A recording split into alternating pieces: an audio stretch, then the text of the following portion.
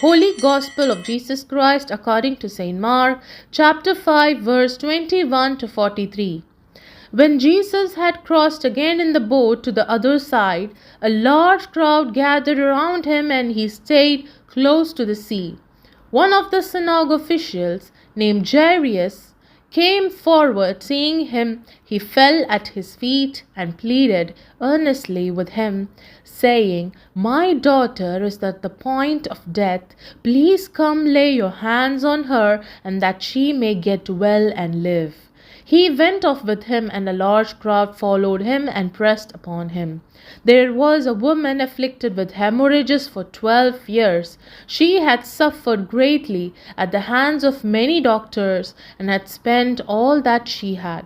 Yet she was not helped by, only grew worse. She had heard about Jesus and came up behind him in the crowd and touched his cloak. She said, "If I touch his clothes, I shall be cured." Immediately her flow of blood dried up. She felt in her body that she was healed of her affliction. Jesus, aware at once the power had gone out from him, turned out around in the crowd and asked, "Who has touched my clothes?" But his disciples said to him, "You see how the crowd is pressing upon you, and yet you ask, 'Who touched me?'" And he looked around to see who had done it. The woman, realizing what had happened to her, approached in fear and trembling. She fell down before Jesus and told him the whole truth. He said to her, "Daughter, your faith has saved you. Go in peace and be cured of your affliction." While he was still speaking, people from the synagogue official's house arrived and said, "Your daughter has died. Why trouble the teacher any longer?" Disregarding the message that was reported, Jesus said to the synagogue official, "Do not be afraid, just have faith." He did not allow anyone to accompany him inside except Peter, James, and John, the brother of James. When they arrived at the house of synagogue official, he caught sight of a commotion, people weeping and wailing loudly.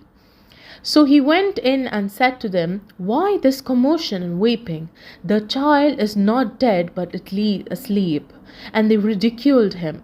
Then he put them all out. He took along the child's father and mother and those who were with him and entered the room where the child was. He took the child by the hand and said to her, "Talitha kum," which means, "Little girl, I say to you, arise."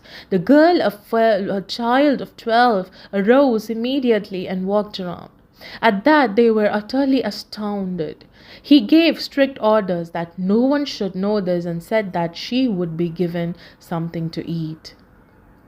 The word of our Lord. Thanks be to God.